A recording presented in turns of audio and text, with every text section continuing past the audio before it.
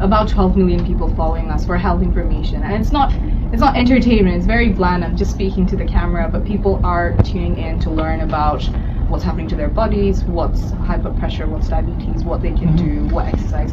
The wearables or the innovations that are going to come. For example, when I'm in the UK and I'm wearing my Apple Watch, I can get an ECG trace. It has its imperfections, but that is definitely a way forward, right? But that same feature, even if somebody has an Apple Watch, is solvent enough to afford that feature is not available. So as we're going forward, I think technology wearables, those are the things that will help us bridge the gap. But how do we make sure that those innovations benefit people in the global south? Maybe not at the same time, but in a timely fashion so that people are not left out. We've seen that with vaccines, although of course there was a global effort to make sure that access is as discriminatory. But going forward, how do we make sure that those innovations do touch people in the global south and they get benefited from what technology and innovation is bringing to the civilization as a whole?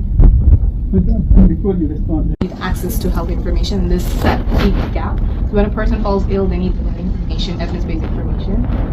Although it's much better in English languages, but in non-English languages, the access to information is very, very skewed, and nature doesn't like vacuums, so misinformation comes in, and so that's what we have tried to do. So break down evidence-based health information in for balanced speaking communities across the globe, and because there was such a big gap, and people really felt the need, so that's why we've got about 12 million people following us for health information, and it's not entertainment. It's very bland. I'm just speaking to the camera, but people are tuning in to learn about what's happening to their bodies, what's high blood pressure, what's diabetes, what they can do, what exercise. So again, I think access to information is something skewed against the global south, wearables, innovation. So how do we actually make sure? the point that I like to make is that you need a little